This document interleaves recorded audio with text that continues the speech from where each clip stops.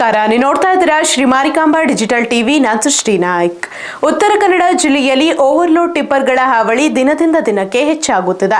ಜಿಲ್ಲಾಧಿಕಾರಿ ಸ್ವತಃ ಕಠಿಣ ಸೂಚನೆ ನೀಡಿದರೂ ಅಧಿಕಾರಿಗಳು ಅದನ್ನು ಪಾಲಿಸುತ್ತಿಲ್ಲ ಎಂಬ ಗಂಭೀರ ಆರೋಪ ಕೇಳಿಬಂದಿದೆ. ವಿಶೇಷವಾಗಿ ಕೈಗಾ ಕಾಮಗಾರಿಗೆ ಕಲ್ಲು ಸಾಗಿಸುವ ಟಿಪ್ಪರ್ಗಳು ರಾತ್ರಿ ವೇಳೆ ಅಪಾಯಕಾರಿ ರೀತಿಯಲ್ಲಿ ಸಂಚರಿಸುತ್ತಿದ್ದು ಸಾರ್ವಜನಿಕರ ಜೀವಕ್ಕೆ ಅಪಾಯ ಉಂಟಾಗುತ್ತಿದೆ. ಈ ಕುರಿತ ಸಂಪೂರ್ಣ ವರದಿ ಇಲ್ಲಿದೆ.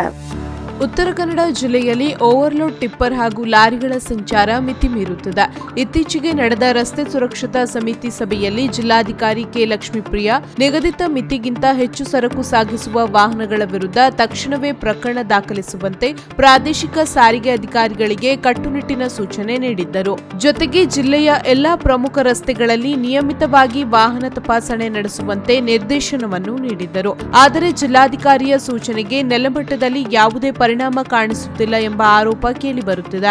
ಜಿಲ್ಲೆಯ ವಿವಿಧ ಭಾಗಗಳಲ್ಲಿ ವಿಶೇಷವಾಗಿ ತಡಸ್ ಕೈಗಾ ಮಾರ್ಗದಲ್ಲಿ ಭಾರೀ ಪ್ರಮಾಣದ ಕಲ್ಲು ಹೊತ್ತ ಟಿಪ್ಪರ್ಗಳು ರಾತ್ರಿ ವೇಳೆ ಸಂಚರಿಸುತ್ತಿವೆ. ಕೈಗಾ ಅಣು ವಿದ್ಯುತ್ ಘಟಕದ ಕಾಮಗಾರಿಗೆ ಕಲ್ಲು ಸಾಗಿಸುತ್ತಿರುವ ಈ ಟಿಪ್ಪರ್ಗಳು ಹಲವು ಕಡೆಗಳಲ್ಲಿ ನಿಗದಿತ ಮಿತಿಗಿಂತ ಹೆಚ್ಚಿನ ಸರಕು ಹೊತ್ತು ರಸ್ತೆಗಿಳಿಯುತ್ತಿವೆ ಎನ್ನಲಾಗಿದೆ. ಪ್ರತಿದಿನ ರಾತ್ರಿ 10 ಗಂಟೆಯ ನಂತರ ಈ ವಾಹನಗಳ ಓಡಾಟ ಹೆಚ್ಚಾಗುತ್ತಿದ್ದು ಅಪಘಾತ ಸಂಭವಿಸುವ ಆತಂಕ ಸಾರ್ವಜನಿಕರಲ್ಲಿ ಹೆಚ್ಚಾಗಿದೆ. ಸ್ಥಳೀಯರ ಆರೋಪದಂತೆ ಓವರ್ಲೋಡ್ ವಾಹನಗಳ ಬಗ್ಗೆ ಮಾಹಿತಿ ನೀಡಿದರೂ ಸಂಬಂಧಿಸಿದ ಅಧಿಕಾರಿಗಳು ಸ್ಥಳಕ್ಕೆ ಆಗಮಿಸುವುದಿಲ್ಲ.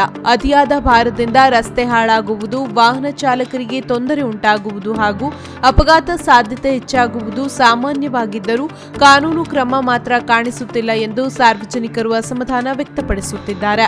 ಇದೇ ವೇಳೆ ನಿಯಮ ಪಾಲಿಸಿ ವಾಹನ ಓಡಿಸುವ ಲಾರಿ ಮಾಲೀಕರಿಗೂ ಕೆಲವರ ನಿರ್ಲಕ್ಷ್ಯದಿಂದ ಸಮಸ್ಯೆಗಳು ಎದುರಾಗುತ್ತಿವೆ. ಹೀಗಾಗಿ ಓವರ್ಲೋಡ್ ಟಿಪ್ಪರ್ಗಳ ವಿರುದ್ಧ ತಕ್ಷಣವೇ ಕಠಿಣ ಕ್ರಮ ಕೈಗೊಳ್ಳಬೇಕು, ಇಲ್ಲವಾದರೆ ಪ್ರತಿಭಟನೆ ನಡೆಸುವುದಾಗಿ ಲಾರಿ ಮಾಲಕರ ಸಂಘ ಎಚ್ಚರಿಕೆ ನೀಡಿದೆ. ಒಟ್ಟಿನಲ್ಲಿ ಜಿಲ್ಲಾಧಿಕಾರಿಯ ಆದೇಶದ ಬಳಿಕವೂ ಓವರ್ಲೋಡ್ ವಾಹನಗಳ ಸಂಚಾರ ಮುಂದುವರಿಯುತ್ತಿರುವುದು ಹಲವು ಪ್ರಶ್ನೆಗಳನ್ನು ಹುಟ್ಟುಹಾಕಿದೆ. ಸಾರ್ವಜನಿಕರ ಸುರಕ್ಷತೆ ಹಾಗೂ ರಸ್ತೆ ಸಂರಕ್ಷಣೆ ದೃಷ್ಟಿಯಿಂದ ಸಂಬಂಧಪಟ್ಟ ಅಧಿಕಾರಿಗಳು ಯಾವ ಕ್ರಮ ಕೈಗೊಳ್ಳುತ್ತಾರೆ ಎಂಬುದನ್ನು ಕಾದು ನೋಡಬೇಕಾಗಿದೆ.